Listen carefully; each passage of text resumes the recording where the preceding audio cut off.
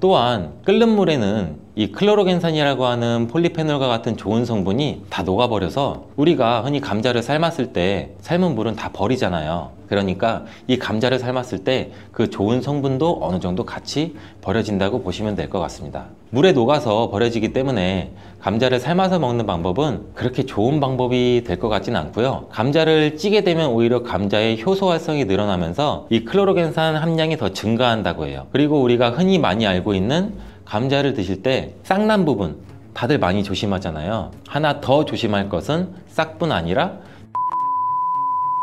건강한 습관이 항상 나를 만든다. 건강한 삶을 원하시면 지금 바로 구독을 눌러주세요. 삶아 먹고 데쳐 먹고 쪄 먹고 볶아 먹고 전으로 부쳐 먹고 정말 다양하게 먹는 채소가 바로 감자인데요.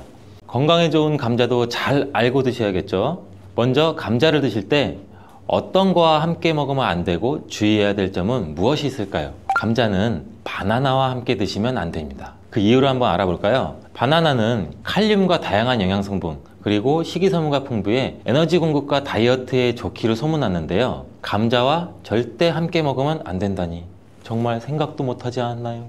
나트륨을 배출하는데 도움을 주기로 유명한 칼륨은 바나나뿐만 아니라 감자에도 풍부하게 함유가 되어 있습니다. 함께 드시게 되면 칼륨이 몸속에 과다하게 들어오고 그렇게 되면 세포의 수분 균형이 깨져 근육과 신경에 과도한 이완을 초래할 수 있고 근육의 무력감과 만성 손발 저림을 넘어 심하면 심장 부정맥을 일으킬 수가 있습니다. 또 혈압 상승도 같이 일으킬 수가 있고 함께 드시지 않고 따로 드시게 되면 이 칼륨은 우리 몸에 정말 좋은 효능을 발휘하는데 몸속 나트륨을 배출할 뿐만 아니라 칼륨은 혈관을 확장해서 몸속의 노폐물도 원활하게 배출되도록 도와줍니다. 또한 이 감자의 풍부한 칼륨은 알칼리성으로 혈액의 산성화를 방지해서 뼈에서 칼슘이 빠져나가는 것도 막아주고 마그네슘과 같이 근육의 수축과 이완에 큰 도움을 줘서 다리나 종아리 근육의 갑작스러운 경련을 예방해주는 역할도 같이 해주기 때문입니다. 따라서 감자는 고혈압, 동맥경화,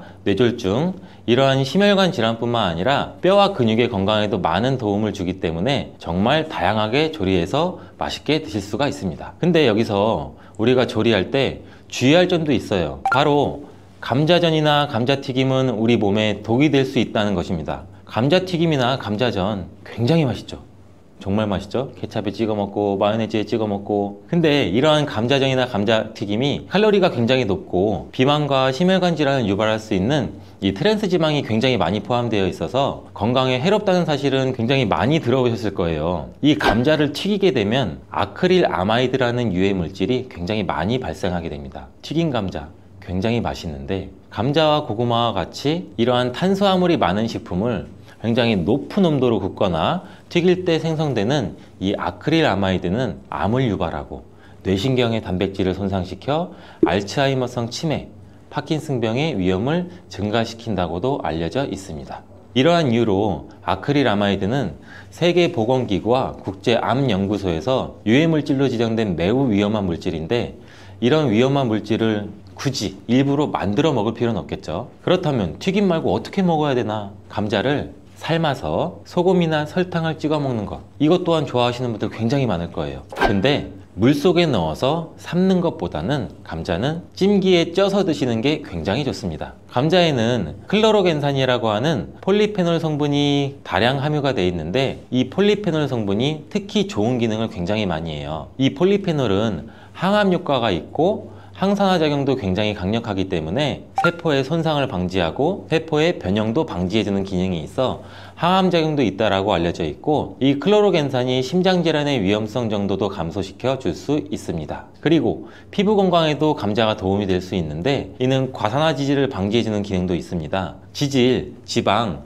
기름이 과산화되는 것을 방지하기 때문에 특히 피부주름, 피부 노화 여러분들 굉장히 많이 심각하게 생각하시고 계시잖아요. 우리 주름만 없어도 피부가 노화가 안 돼도 이 탱탱한 살도 유지할 수 있을 텐데 이거를 막아주는데 감자의 클로로겐산이 굉장히 많은 도움이 될 수가 있습니다. 그리고 다이어트에도 도움이 될 수가 있는데 이 체지방을 분해해주는 효과도 있습니다. 이 클로로겐산이 지방을 분해하기 때문에 비만 방지와 다이어트에 도움이 될 수가 있고 또한 혈당 관리에도 도움이 될 수가 있습니다. 혈당이 급격하게 올라가는 것을 이 클로로겐산이 막아주는 기능이 있기 때문에 당뇨 예방과 혈당 관리에도 도움이 될 수가 있습니다. 근데 이 클로로겐산이 감자의 속살에 있는 게 아니고 감자의 껍질에 많이 들어가 있는데요. 이 감자 껍질 1g당 클로로겐산이 1mg이 들어가 있습니다. 따라서 우리가 감자를 드실 때 감자 껍질을 잘 닦아서 감자 껍질도 같이 함께 드시는 게 더욱 좋습니다. 감자를 조리할 때 클로로겐산의 함량이 변화가 될 수도 있는데, 이는 생감자 껍질 1g에 아까 클로로겐산 1mg이 들어가 있다고 제가 말씀드렸죠. 이게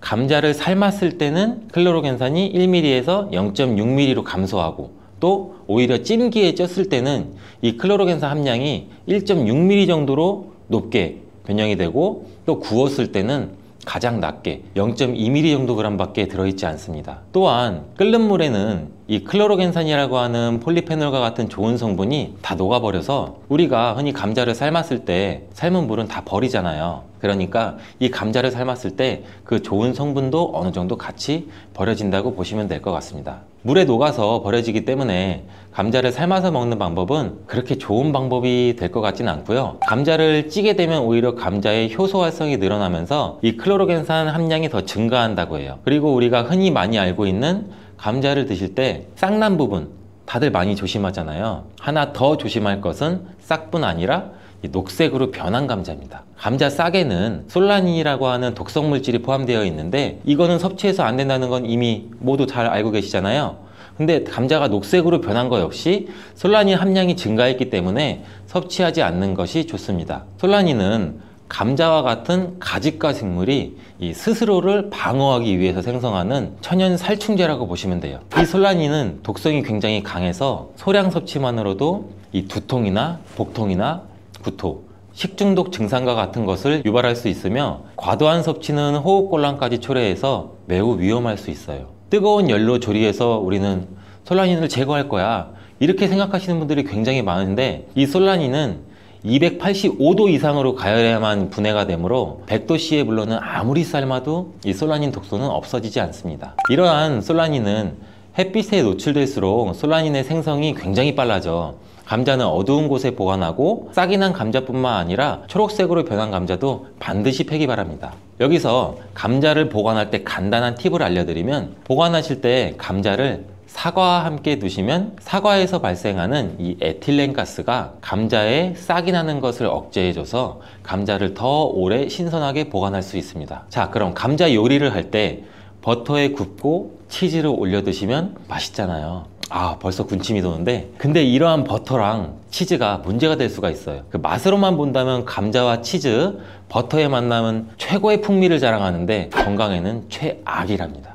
이 치즈와 버터를 감자 요리에 사용하게 되면 이 포화지방과 나트륨의 섭취를 증가시키게 돼서 심혈관 건강에 굉장히 안 좋은 영향을 끼칠 수가 있는데, 이 치즈와 감자를 함께 드시면 맛과 식감이 아주 좋지만, 고지방의 치즈는 칼로리를 증가시킬 뿐 아니라 감자의 영양 성분도 같이 파괴할 수가 있습니다. 특히 이 치즈에 들어있는 포화지방은 나쁜 콜레스테롤, 즉 LDL 콜레스테롤 수치를 높일 수가 있으며, 이는 심혈관 질환의 위험도 같이 증가시킵니다. 또한 치즈에 함유된 나트륨은 혈압 상승도 유발할 수 있고, 혈압이 상승하게 되면 다양한 심혈관 질환 문제도 같이 발생하게 됩니다.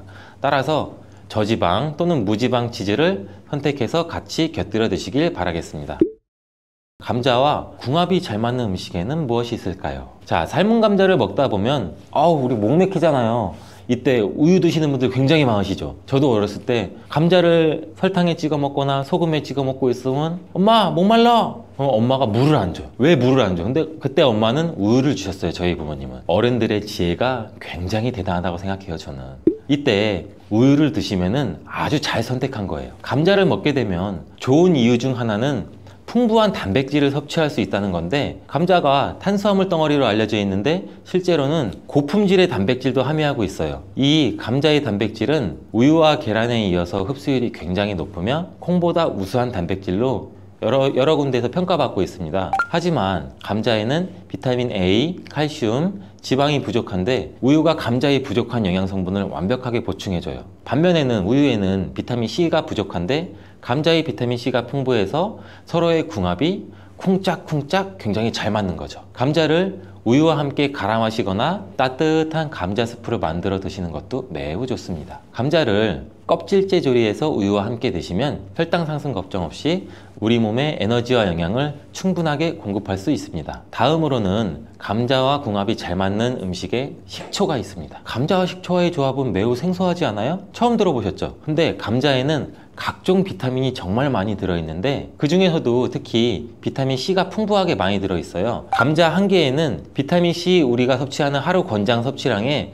30% 이상이 들어있는데 사과보다 무려 3배나 많은 양이에요. 감자의 비타민 C는 이 스트레스 해소랑 강력한 항산화 작용을 해서 우리 몸의 면역력도 같이 강화시켜 주는데, 이 비타민 C는 콜라겐 조직도 같이 강화해 피부를 탄력 있게 유지해주고 노화 방지에도 도움을 줍니다. 비타민 C가 열과 산에 약한 것은 굉장히 많이 알고 계시죠? 근데 놀라운 사실은 감자의 비타민 C는 감자 전분으로 인해서 마치 보호막처럼 삥 둘러싸여 있는 것처럼 열에 의한 손상이 적다는 거예요. 따라서 이 감자는 열에 익혀도 이 비타민 C가 많이 파괴되는 것을 걱정하지 않으셔도 됩니다. 이 비타민 C는 산도가 높은 환경에서 더욱 잘 흡수되면서 감자 요리나 감자 샐러드를 하실 때는 식초나 레몬즙을 약간 뿌리면 이 비타민 C의 흡수율을 또 높일 수 있어요.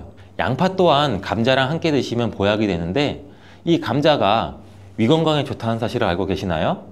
그 이유는 바로 항염작용을 하는 폴리페놀과 아르기닌 성분 때문이에요. 이 성분들은 우리 몸의 위 벽을 보호하고 이 세포의 변형을 막아 염증도 감소시키면서 독소를 제거하는 역할도 같이 해요. 이뿐만 아니라 감자는 알카리성 식품으로 건강에 이로운 식품으로 손꼽히는데, 우리 몸이 산성화될 때 다양한 질병의 위험이 굉장히 높아져요. 특히 혈액 중에 산도가 올라가게 되면 염증이 발생하고, 이 염증은 다양한 질환도 유발시키고 이 염증이 암과 다른 질병으로도 발전한 가능성이 있기 때문입니다. 그렇기 때문에 이 알칼리 식품인 감자를 섭취를 해서 우리 몸을 중화시켜서 질병을 예방할 수도 있습니다. 양파는 감자와 마찬가지로 알칼리성 음식으로 인정받아서 감자의 항염 및 항암 효과를 강화하는 뛰어난 시너지를 보여주는데, 이 혈관 청소부라고 불리는 양파는 혈관 벽을 강화시켜주고 염증도 효과적으로 제거해줍니다. 또한 감자에 포함된 비타민의 흡수율을 높여줘 감자의 효능도 극대화시켜 줄 수 있습니다. 자, 감자와 같이 먹으면 좋은 음식 중 또 다른 한 가지는 토메이토입니다. 이 토마토가 건강에 이로운 슈퍼푸드라는 사실은 여러분들 누구나 다 알고 계시잖아요. 이런 토마토는 감자와 함께 드시면 정말 보약과 같은 효능을 발휘하게 되는데요. 토마토와 감자를 함께 섭취하는 것은 항산화 물질과 비타민의 섭취를 증가시키며, 특히 토마토의 라이코펜과 감자의 비타민 C는 함께 작용해서 신체의 항산화 작용을 극대화시켜줍니다. 이 둘의 만남은 우리 면역 체계를 강화시켜주고 염증도 감소시켜서 전반적인 우리 몸의 건강을 증진하는 데 도움을 줄 수 있습니다. 이 토마토와 감자는 심혈관 건강을 강화하고 혈압을 조절하는 데 도움도 줄 수 있는데, 이 풍부한 섬유질과 항산화 물질은 장내 환경도 개선해 주기도 합니다. 또한 콩과 식물들도 감자와 함께 먹으면 정말 좋은데요. 이들은 함께 먹으면 균형 잡힌 영양 성분을 섭취하게 됩니다. 이 콩과 식물은 식물성 단백질, 섬유질, 철분, 마그네슘과 여러 비타민을 포함해서 심혈관을 건강하게 해주고 소화기관의 건강 개선과 혈당 조절에 훌륭한 효능을 발휘합니다. 따라서 당뇨병도 예방할 수 있고, 혈당을 조절해주면 혈관이 건강하게 유지되고, 혈관의 건강은 또 치매 예방에도 큰 역할을 해주는 거예요. 콩과 식물과 감자를 함께 섭취하는 것은 이 단백질과 필수 미네랄의 훌륭한 조합을 만들어 주기도 해요. 포만감을 유지시켜주고 장기적인 에너지 공급도 지원하고, 감자의 복합 탄수화물과 잘 어울려 식후에 급격한 혈당 상승도 억제해줍니다. 오늘은 감자에 대해서 알아봤는데요. 오늘 저녁 반찬은 감자를 곁들여 먹는 것이 어떨까요? 건강한 습관이 나를 만든다 기억하시고, 오늘도 맛있는 고혈당 상태에 놓인 경우에는 건강이 더 악화되기 쉬워요. 이러한 인슐린 저항성도 증가되고 만성적인 염증으로 인해서 콜린이 역할을 제대로 하지 못하게 돼요. 이러한 혈관 내의 싸움은 고혈압이나 동맥경화와 같은 심혈관 질환을 일으키고, 인슐린 분비 이상으로 당뇨병까지 초래할 수 있고, 만성염증은 암이나 치매의 뇌질환 같은 경우로 유발할 가능성도 있습니다. 그렇기 때문에 건강을 생각한다면 건강한 습관이 항상 나를 만든다. 건강한 삶을 원하시면 지금 바로 구독을 눌러주세요. 계란과 절대 같이 먹어서는 안 되는 첫 번째 음식은 정제된 탄수화물 덩어리인 빵입니다. 많은 분들이 아침으로 즐기는 계란과 빵은 암과 치매 예방에 가장 나쁜 조합이라고 할 수 있는데, 이는 브레인푸드라는 별명까지 있는 계란에는 콜린이라는 성분이 굉장히 풍부한데, 이 콜린은 뇌 기능을 강화해주고 뇌세포의 중요한 부분을 이루는 비타민 B 복합체예요. 이는 기억력과 집중력 증진에 굉장히 많은 효과를 보여서 기억력 저하, 치매, 알츠하이머 예방 및 치료에 많은 도움을 주는 성분이에요. 이 콜린 성분을 함유시킨 의약 처방전이 있어서 구매를 할 수 있는 전문 의약품으로도 나와 있고, 또 건강기능식품으로도 많이 나와 있는데, 이는 혈관 내의 염증을 줄여줘서 암 예방에도 굉장히 많은 도움을 준다고 해요. 그런데 놀랍게도 이 콜린과 반대로 작용하는 것이 바로 밀가루예요. 이 밀가루는 75% 이상이 탄수화물로 구성되어 있고, 이런 저품질의 탄수화물이 많은 빵을 먹게 되면 혈당 수치가 올라가는 혈당 스파이크, 이 혈당 스파이크는 갑자기 혈당이 치솟는 경우거든요. 이게 발생하고 이로 인해서 혈관이랑 뇌세포에도 손상을 줘요. 계란과 빵을 같이 먹게 되면 우리 몸에서는 마치 전쟁이 일어나는 것처럼 그런 현상이 일어나게 되는데, 어떤 현상이냐면 계란 속에 들어있는 콜린은 뇌세포를 보호하기 위해서 방어막을 형성하려 하는데, 이때 빵에서 나온 탄수화물에 의해 생성된 독소가 이 방어막을 파괴하게 돼요. 계속 싸우고 전쟁을 일으키는 거죠. 특히 백미로 이루어진 쌀밥, 빵 같은 정제된 탄수화물로 된 음식을 자주 섭취해서 고혈당 상태에 놓인 경우에는 건강이 더 악화되기 쉬워요. 이러한 인슐린 저항성도 증가되고 만성적인 염증으로 인해서 콜린이 역할을 제대로 하지 못하게 돼요.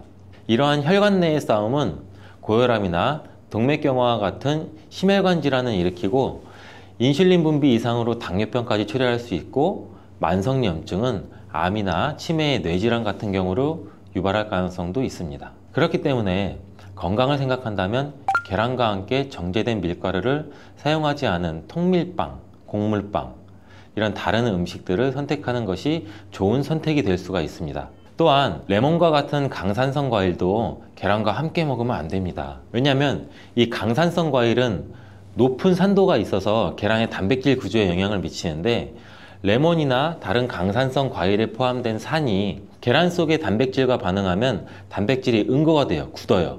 그래서 소화가 어려워질 수가 있고, 이를 통해서 위나 소화기관 내에서 단백질 응고를 유발시켜서 소화 과정도 방해하고 우리가 더부룩해지고 소화로 인한 질병이 발생할 수 있는 거죠. 특히 단백질의 소화랑 흡수가 저해되면 속이 더부룩한 불편함으로 시작돼서 심한 경우에는 배가 아픈 복통, 그리고 설사와 같은 증상이 나타날 수 있는데, 계란을 섭취할 때는 레몬이나 다른 강산성 과일과 함께 드시는 것을 피하는 게 좋습니다. 두유와 콩국물과 계란을 함께 같이 먹는 것도 좋지 않습니다. 아침 식사로 두유와 계란을 드시거나 체중 관리와 다이어트를 위해 섭취하는 분들이 굉장히 많아지고 있는데, 이 두유 속에 들어있는 트립신이라는 성분이 있는데, 이는 계란에 들어있는 알부민과 같이 결합해서 영양소를 파괴하게 돼요. 이 계란은 노화로 인해서 근육 손실과 근육 감소증에 예방이 되는 우수한 단백질을 굉장히 많이 포함하고 있는데, 계란 자체에는 비타민도 풍부하고 미네랄도 풍부해요. 근데 이 두유랑 함께 섭취할 경우는 이 영양 성분들의 이점을 충분히 얻지 못하게 되는 결과를 초래하는데, 혹시 계란과 녹차나 홍차 같은 경우도 함께 드신 적이 있어요? 이러한 차들도 피해야 돼요. 그 이유는 찻잎 속에 있는 탄닌이라는 성분이 계란의 단백질과 결합을 해서 탄닌 단백질을 형성하게 돼요. 이는 우리 위랑 장에 문제를 일으킬 수 있고, 이 탄닌 단백질은 우리 몸의 장의 연동운동, 올라가고 내려가고 장이 주물떡거리고 우리가 변을 잘 보아야 되는데, 이런 장의 연동운동까지도 늦추게 되고, 또 장내 환경도 악화시켜서 변비를 유발할 수도 있고, 아니면 발암물질의 체내 흡수 가능성을 높일 수가 있어요. 이렇게 탄닌과 계란의 조합이 건강에 악영향을 주기 때문에 계란과 감을 함께 드시는 것도 안 좋습니다. 계란을 먹은 뒤에 감을 드시면 가벼운 두통과 설사, 그리고 구토 증상까지 나타날 수 있으며, 심각한 경우에는 급성 위장병이 나타날 수 있고 또 폐결석도 나타날 수 있어요. 이런 이유도 감에 들어있는 탄닌 성분이 단백질 소화 기능을 방해하기 때문인데요. 이러한 탄닌은 위와 소화기관 안에서 단백질과 결합해서 덩어리를 형성하고, 단백질의 분해 요소일 작용을 방해하기 때문입니다. 계란과 함께 섭취할 때는 탄닌이 들어있는 음식은 위험할 수 있습니다. 또 하나, 계란과 절대 함께 먹으면 안 되는 음식 중으로는 햄과 같은 가공육이 있습니다. 계란과 가공육의 조합은 정말 최악인데요. 계란은 고단백질인 필수 아미노산 비타민 B군을 풍부하게 함유하고 있지만 가공육과 같은 햄은 나트륨과 포화지방이 높은 경향이 많아요. 이런 가공육은 과도한 나트륨의 섭취랑 포화지방의 증가로 이어질 수 있으며, 이를 계속 섭취하게 되면 혈관에 나쁜 콜레스테롤이 축적돼서 동맥경화와 같은 심장병, 뇌졸중, 이런 심혈관 질환 위험도 증가시킬 수가 있습니다. 또한 가공육에 포함된 첨가물과 방부제는 소화를 방해하고 장내 환경에 안 좋은 영향도 미칠 수가 있고, 계란을 드시는 것을 꺼려 하시는 분들은 계란이 콜레스테롤 수치를 올려서 우리 몸의 건강에 해롭다고 생각하시는 분들도 굉장히 많은데, 이 생각이 틀렸다는 것을 제가 알려드릴게요. 유독 계란이 콜레스테롤을 높여서 성인병을 유발하는 주범인 듯한 이야기는 왜 생길 걸까요, 도대체? 콜레스테롤이 함유된 식품은 계란 말고도 정말 많은데, 그 이유는 계란 한 알에 들어있는 콜레스테롤 양이 사람이 하루 섭취해야 할 콜레스테롤 양의 65%나 되기 때문입니다. 콜레스테롤 양만 따지면 계란 하나를 먹었다면 콜레스테롤이 든 다른 음식은 무조건 피하셔야 돼요. 근데 놀랍게도 계란은 이렇게 많은 콜레스테롤을 가지고 있는 동시에 콜린이라는 영양소까지 다량 함유하고 있어요. 이 콜린은 나쁜 콜레스테롤을 간으로 옮겨서 제거하는 기능도 갖고 있는데, 좋은 콜레스테롤인 HDL 수치도 같이 높여주는 거예요. 따라서 계란의 콜레스테롤은 콜린에 의해서 자연스럽게 좋은 콜레스테롤로 전환이 된다는 거죠. 그래서 계란을 한두 개 더 먹어도 전혀 문제가 되지 않아요. 만약 중증 심혈관 질환에 걸린 경우가 아니라면 일반적으로 하루 두세 개 정도의 계란 섭취는 건강을 지키는데 큰 도움이 될 수 있습니다. 이제 콜레스테롤 걱정 없이 우리 모두 계란을 먹어도 되겠죠? 당뇨가 있으신 분들도 마찬가지예요. 50대 이후가 되면 당뇨 환자가 급격히 많아지게 되는데, 당뇨는 정말 무서운 병이에요. 당뇨는 당뇨 한 가지만으로도 위험하지만 당뇨로 인한 고혈압, 심근경색, 뇌졸중, 치매, 다른 질병을 유발시키기 때문에 그런데, 당뇨의 원인 중 하나는 비만이 있는데, 이 비만 관리가 바로 당뇨 관리로 직결된다고 해도 과언이 아니죠. 근데 비만을 일으키는 원인 중 하나가 아침을 먹지 않는 것이라는 사실 여러분들 알고 계신가요? 이 경희대학교 연구팀이 발표한 논문에 따르면 아침 식사를 먹지 않는 사람은 그렇지 않은 사람보다 이 비만 위험이 1.5배나 높았고, 당뇨병 위험은 무려 2.1배나 높았습니다. 이렇듯 아침 식사를 거르면 우리 몸의 대사가 천천히 느려지면서 혈당 조절에도 좋지 않은 영향을 미치게 되는데, 이런 위험은 젊었을 때 발생하지 않아요. 차곡차곡 쌓여서 특히 중년 이후에 더 크게 나타나는데, 나이가 들면서 기초 대사량이 줄어들고 활동량도 감소하고 근육량도 감소하기 때문입니다. 따라서 나이가 들어갈수록 우리는 아침 식사뿐만이 아니라 규칙적인 식사를 하는 습관이 매우 중요한데요. 아침 식사에 가장 좋은 음식이 바로 계란입니다. 계란에는 우리 몸에 꼭 필요한 다양한 영양소가 풍부하게 들어있기 때문인데, 특히 당뇨 때문에 고생하시는 분들 굉장히 많으시죠. 이 당뇨 때문에 고생하시는 분들에게는 최고의 식품이라고 할 수가 있어요. 우선 계란에는 고품질의 단백질이 굉장히 많이 들어있는데, 계란 한 개에 약 6g 정도가 들어있고, 이 단백질이 포만감도 오래 유지시켜줘서 과식도 예방하는 데 굉장히 많은 도움이 되고, 또 이 단백질은 혈당을 조절하는 호르몬인 인크레틴이라는 호르몬 분비를 촉진시켜서 식후 혈당이 급격히 상승하는 혈당 스파이크도 억제하고 안정적으로 유지하는 데 굉장히 효과가 좋습니다. 이뿐 아니라 계란 노른자에는 비타민 D, 비타민 B, 콜린 등 중요한 영양소들이 풍부하게 들어있어 비타민 D는 인슐린 분비와 감수성을 높이고 면역력도 길러주고, 콜린은 간 건강에 도움을 줘서 지방간을 예방하는 데 굉장히 효과적인 성분입니다. 이 지방간은 비만과 당뇨의 위험 요인 중 하나인데,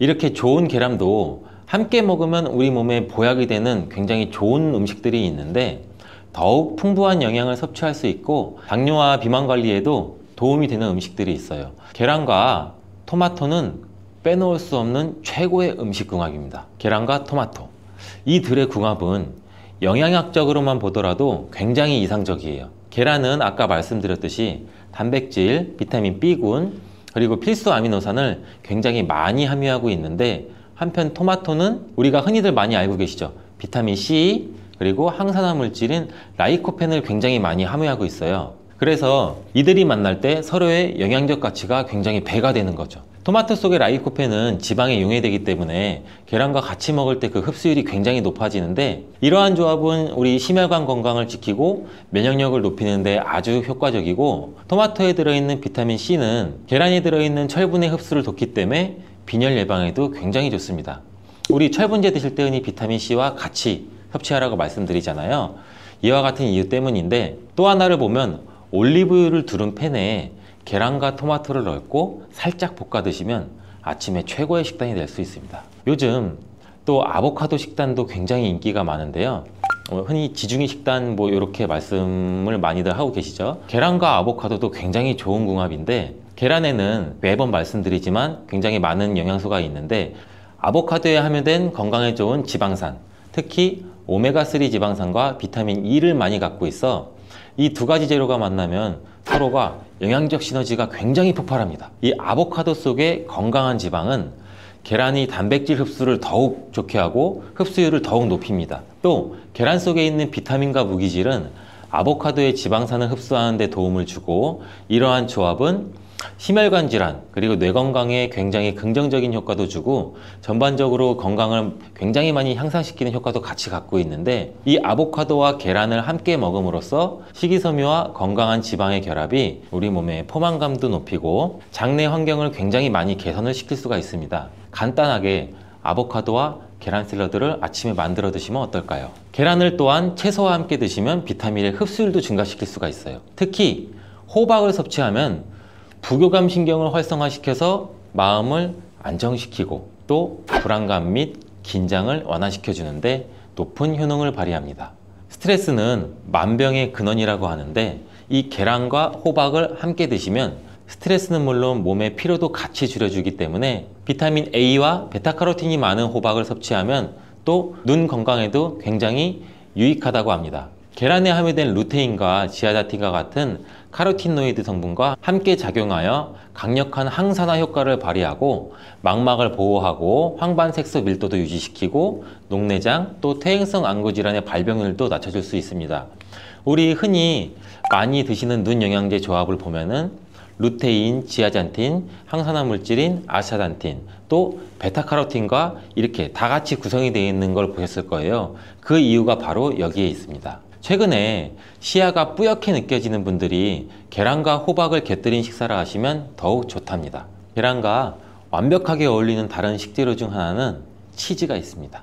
치즈는 그 맛이 좋을 뿐만 아니라 영양학적으로도 계란과 아주 좋은데, 계란이 완전 식품으로 여겨질 정도로 여러 영양소를 가지고 있음에도 불구하고 상대적으로 칼슘 함량은 굉장히 낮아요. 근데 유제품인 치즈는 칼슘을 풍부하게 함유하고 있어서 이를 보완해 줄 수가 있죠.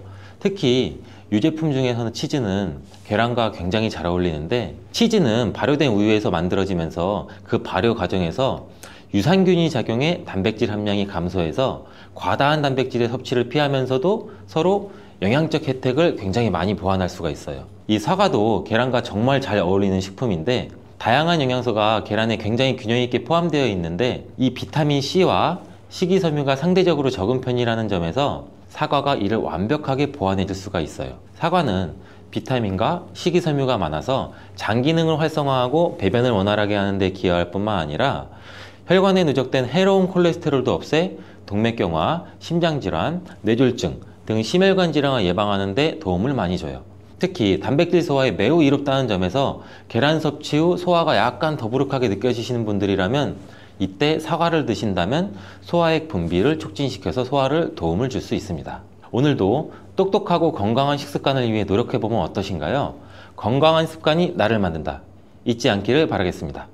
증상이 심해지면 장누수 증후군이라는 질병도 발병이 되고, 이런 증상이 나타나면 독소들이 혈액을 타고 돌아다니게 되고 악순환이 반복이 되는 거죠. 그래서 장이 안 좋아지면 피부에 염증도 일으킬 수가 있고 아토피와 같은 면역력이 이제 과잉되거나 면역력의 불균형 증상을 일으킬 수 있게 되는 거죠. 이렇게 사과를 드시면 이런 증상을 예방해 장이 건강해져 피 노화를 촉진시키기도 하는데, 이러한 활성산소를 제거해주는 게 우리가 흔히 알고 있는 항산화 영양제라고 해요. 그 항산화 영양소도 건강한 습관이 항상 나를 만든다. 건강한 삶을 원하시면 지금 바로 구독을 눌러주세요. 매일 사과 한 개를 먹으면 병원에 가지 않아도 된다는 말은 많이들 들어보셨죠? 그만큼 사과가 갖고 있는 효능이 굉장히 많은데, 사과는 그만큼 우리 몸을 건강하게 하는 많은 영양소가 들어있습니다. 사과는 꼭 아침에 먹어야 돼, 엄마가 일어나면 아침에 사과 먹고 가, 이런 거 많이 하시죠? 꼭 아침에 먹어야 된다고 하는 사람들도 많은데, 그 말이 정말 사실일까요? 정답은 그렇지 않다입니다. 그 이유를 보면 사과에는 신맛, 상큼한 맛이 나죠. 바로 사과 안에는 유기산이 풍부하기 때문인데, 그래서 유기산 때문에 신맛이 나는 것이에요. 이 유기산은 우리 몸에 이로운 정도 있지만, 평소에 속쓰림이 자주 있거나 위염, 식도염이 있는 분들이 아침에 공복에 사과를 먹게 되면 우리 몸의 위 점막에 심한 자극을 줄 수 있어요. 빈속에 안 그래도 속이 쓰리신 분도 많은데, 음식물이 있을 때 위 안에서 위산이 분비되고 위액이 분비돼야 중화가 되면서 우리 위도 코팅이 되고 건강한데, 음식이 없을 때 위산이 분비되면 오히려 위벽을 깎아먹게 되는 효과를 나타내거든요. 그래서 평소에 위가 약하거나 위염이 있으신 분들, 역류성 식도염이 있으신 분들, 이러신 분들 같은 경우에는 공복에 사과를 드시는 게 오히려 독이 될 수가 있습니다. 또한 마늘과 파 같은 음식은 열을 내는 음식이라고 하면, 우리 사과는 우리 몸을 차갑게 하는 과일이라서 몸이 찬 분들은 사과를 드실 때 또 주의를 하셔야 돼요. 위염 같은 증상이 있는 분들은 공복에 사과를 드시면 사과가 소화도 되지 않고 설사를 하게 될 가능성도 높고, 평소에 아랫배가 차거나 손발이 차서 수족냉증에 걸리신 분들도 많으시고, 혈액순환도 안 되고, 또 생리기간 중에 있으신 여성분들도 사과를 드실 때는 주의하셔야 됩니다. 이런 분들이 사과를 드실 때는 아침에 공복보다는 아침 식사 후에 드시는 게 좋고, 사과를 보관할 때도 보통 냉장고에 보관했다가 차게 해서 꺼내 드시잖아요. 냉장고에서 꺼낸 사과를 바로 드시면 시원하고 아삭해서 맛있죠. 근데 미리 꺼내놓고 사과의 온도를 실온으로 맞춰서 드시는 것이 우리 위장 내부에도 좋습니다. 또한 사과를 익혀 드셔도 되는데 팬에 구워 드셔도 되고 익혀 드셔도 됩니다. 그렇다면 왜 아침에 먹는 사과가 보약이라는 말이 굉장히 우리가 많이 알고 있을까요? 건강하신 분들은 사과를 아침 공복에 드시면 더욱 좋은데, 그 이유는 사과에는 펙틴이라는 식이섬유가 풍부해 우리 장 운동을 활발하게 하고 장내 노폐물을 배출하는 데 도움을 줘 하루를 건강하게 시작할 수 있기 때문입니다. 한 가지 꼭 기억하셔야 할 점은 사과를 껍질째 드셔야 한다는 것입니다. 실제 연구에서는 사과의 껍질에는 안토시아닌이나 퀘르세틴, 에피카테킨 같은 이러한 식물성 폴리페놀 성분이 사과의 그 과육보다 사과 껍질에 훨씬 더 많이 함유되어 있는 것이 밝혀졌고, 또 이러한 껍질을 버리고 깎고 먹게 되면 사과의 좋은 영양소는 극히 일부만 드시게 되는 것이죠. 사과에는 펙틴 말고도 정말 다양한 영양소가 있는데, 사과에는 어떤 효능이나 영양소가 있는지 한번 알아보겠습니다. 사과는 먼저 장을 건강하게 해줘요. 요즘 프로바이오틱스, 프리바이오틱스 굉장히 많죠, 유산균. 이렇게 사과가 천연 프리바이오틱스로서 장내에 우리 몸, 장 안에 좋은 균을 많이 생기도록 해주는 작용을 해줍니다. 이렇게 장내에 좋은 균이 많이 생기게 되면 장의 환경이 좋아지는 건데, 그렇게 되면 단맛, 자극적인 맛이 강한 가공식품에 대한 식욕도 줄어들고 건강한 식품을 먹고 싶은 욕구도 늘어나게 돼요. 또 장이 건강해지면 우리 면역력이 또 좋아지고, 이렇게 다 선순환으로 이어져 가는 건데, 장에는 물론 좋은 세균, 나쁜 세균들이 굉장히 많이 존재가 해요. 근데 좋은 세균만 많아도 안 되고 나쁜 세균만 많아도 안 돼요. 좋은 세균, 나쁜 세균이 어느 정도 밸런스를 이루어져서 우리 몸의 면역력을 형성하게 되는데, 그때도 굉장히 중요한 게 프로바이오틱스, 프리바이오틱스, 우리가 흔히 많이 먹는 유산균입니다. 사과를 드시면 자연스럽게 체중도 줄어들고 다이어트하는 효과까지 누릴 수 있게 돼요. 이렇게 사과를 먹게 되면 장내에서 소화가 되면서 뷰티르산 같은 단세지방산이 만들어지게 되는데, 이 지방산이 우리 몸에 손상된 장벽을 회복시켜주는 역할을 해줘서 우리 장이 건강해지는 거예요. 장벽을 회복시키는 것이 중요한 이유가, 우리 장벽이 손상되면 손상된 곳에 독소들이 하나하나씩 침투가 되게 되고, 증상이 심해지면 장누수증후군이라는 질병도 발병이 되고, 이런 증상이 나타나면 독소들이 혈액을 타고 돌아다니게 되고 악순환이 반복이 되는 거죠. 그래서 장이 안 좋아지면 피부에 염증도 일으킬 수가 있고, 아토피와 같은 면역력이 이제 과잉되거나 면역력의 불균형 증상을 일으킬 수 있게 되는 거죠. 이렇게 사과를 드시면 이런 증상을 예방해 장이 건강해져 피부도 탄력 있게 밝아지게 하는 효과도 있고, 사과 속의 풍부한 펙틴이 아까 장 운동도 활발하게 한다고 말씀드렸잖아요. 그렇게 되면 암을 유발할 수 있는 물질들이 장내에 오래 머물지 못하고 결국 대장암의 발병률도 서서히 줄어들게 되죠. 그리고 사과는 혈관도 깨끗하게 해주는데, 혈관을 깨끗하게 해주면 뇌졸중, 고혈압, 심근경색 그런 혈관 질환도 같이 예방할 수 있게 되고, 혈관에 활성산소가 많아지게 되면 혈전이 생겨 혈액순환을 방해하기도 하고 혈관세포를 손상시켜 노화를 촉진시키기도 하는데, 이러한 활성산소를 제거해주는 게 우리가 흔히 알고 있는 항산화 영양제라고 해요. 그 항산화 영양소도 사과에 들어있다는 것을 알고 계시면 좋을 것 같습니다. 또한 이러한 활성산소를 제거해서 혈전이 생기는 것을 억제하는데 가장 큰 역할을 하는 게 플라보노이드 계열의 루틴이라는 성분인데, 이 루틴이 사과에 굉장히 많이 들어있어요. 또한 사과에는 칼륨도 굉장히 많이 함유되어 있어서, 칼륨은 혈관 내에 나트륨을 몸 밖으로 배출해주는 역할을 해요. 나트륨은 수분을 흡수하는데 칼륨이 부족하면 나트륨도 배출되지 않습니다. 이 나트륨은 혈압이 상승하며 혈관에 노폐물을 쌓이게 만드는데, 사과를 섭취해서 칼륨을 공급해주면 혈압도 방지할 수 있고 노폐물을 배출시켜주는 역할도 같이 할 수 있습니다. 또한 이러한 칼륨은 혈관을 확장시키는 작용을 해서 혈액순환도 원활하게 하고 심장박동도 안정시키고 심장의 기능도 강화하는 데 도움을 줄 수 있는 성분이에요.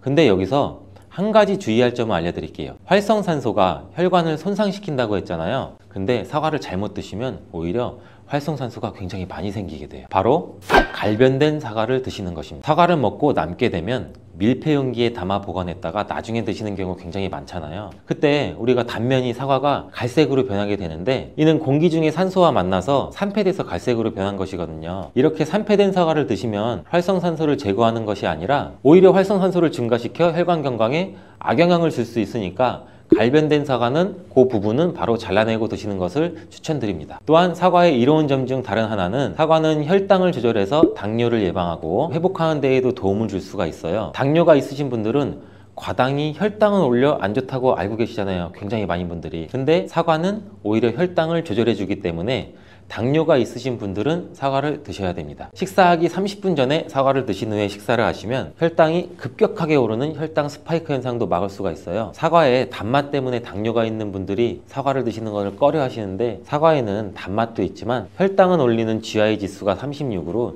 혈당 지수가 낮은 과일이에요. 근데 혈당 지수가 높은 과일이 뭔지 아세요?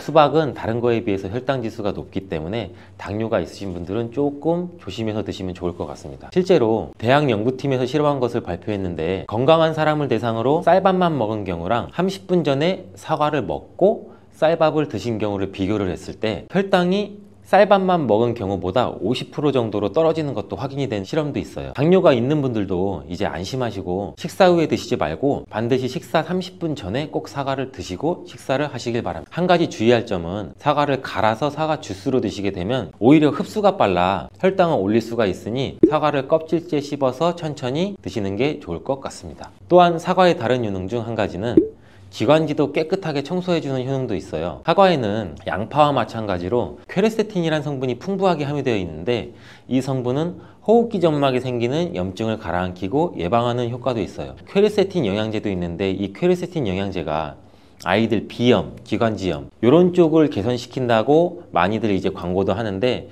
이처럼 퀘르세틴이 우리 몸에 있는 염증도 굉장히 많이 잡아주거든요. 이런 물질들이 사과 속에도 같이 함유되어 있다는 것을 기억하시기 바라겠습니다. 그리고 폐기관지에 모세혈관도 튼튼하게 만드는 걸 도와주고, 천식이 있거나 기관지가 약한 분들이 미세먼지 때문에 기침이 많이 나고 목에 가래가 많이 낄 수가 있는데, 이런 분들도 사과를 꾸준히 드시면 호흡기가 부드러워져 불편함도 많이 해소할 수 있게 됩니다. 한 연구에서는 매주 4개에서 5개의 사과를 먹는 가정의 자녀가 매주 1개 이하의 사과를 먹는 가정의 자녀보다 천식에 걸릴 확률이 50% 정도나 낮았다고 발표한 적도 있고, 사과가 그만큼 천식과 호흡기 건강에 좋다는 것이 증명된 거죠. 이렇게 좋은 사과도 함께 먹으면 절대 안 되는 음식이 있는데, 바로 궁합이 안 맞는 거예요. 그 음식을 알아볼 텐데, 바로 우유, 요거트, 치즈 이런 유제품류예요. 여러분 놀라셨죠?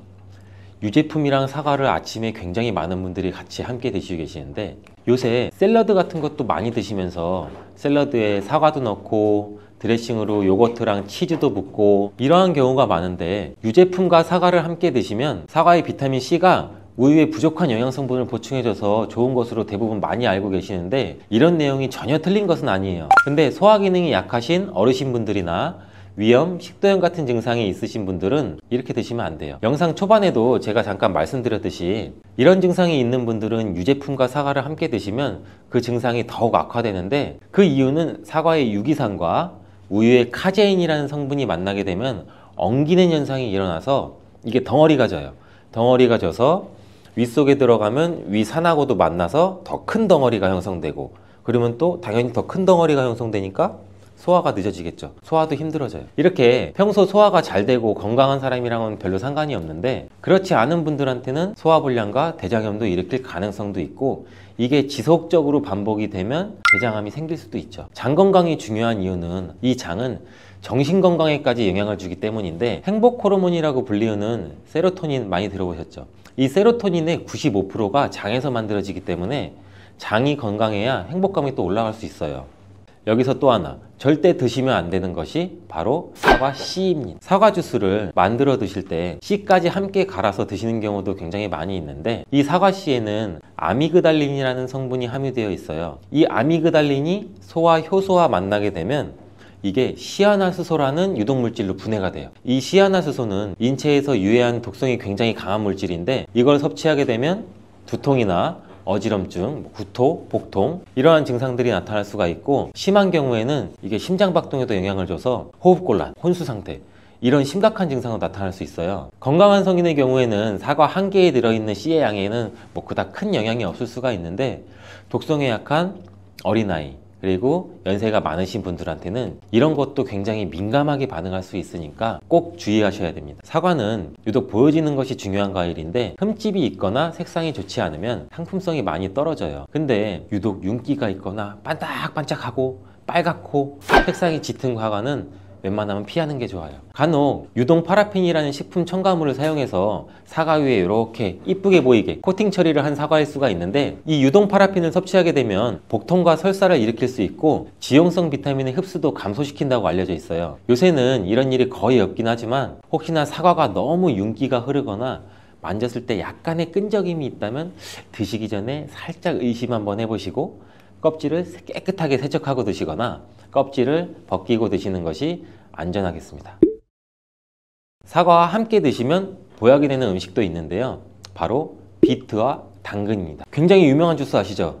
ABC가 바로 사과, 비트, 당근, 애플, 비트, 캐럿 이 세 가지를 갈아서 만든 주스인데, 사과, 당근, 비트를 함께 드시게 되면 영양소의 흡수율이 굉장히 증가하고 서로의 시너지를 굉장히 크게 나타내요. 이 서로의 영양소를 보완해줘서 더욱 건강하게 드실 수가 있는데, 또한 식이섬유가 폭발적으로 증가해서 장운동을 촉진하고 변비 예방도 탁월해져요. 그리고 사과, 당근, 비트 이 세 가지는 모두 강력한 항산화 물질이 풍부해서 체내에 있는 활성산소를 제거해서 세포의 노화도 방지해주고 몸에 활력을 불어넣어 줄 수도 있는 거예요. 함께 먹으면 보약이 되는 음식으로도 고구마도 있습니다. 이 고구마에는 베타카로틴이라는 성분이 풍부해서 항암작용과 함께 면역력도 같이 강화해 주는데 혈관 건강에도 도움을 줄 수가 있어요. 고구마를 드시면 소화가 잘 안 되는 증상도 나타날 수가 있는데, 이게 왜 그러냐면 고구마 속에 함유되어 있는 아마이드라는 성분이 장에서 이상 발효를 일으켜서 가스가 차고 소화불량 증상도 같이 나타나는 건데, 이때 같이 사과와 함께 드시면 사과에 함유된 펙틴이 아마이드의 이상 발효 증상을 억제해서 가스가 차는 증상을 발생하지 않도록 도와주게 돼요. 또한 이러한 사과의 효능 중 하나인 혈관을 깨끗하게 하는 것을 고구마의 베타카로틴이 도와줘서 이 효능이 극대화가 돼서 건강에 정말 좋은 음식 궁합도 될 수 있답니다.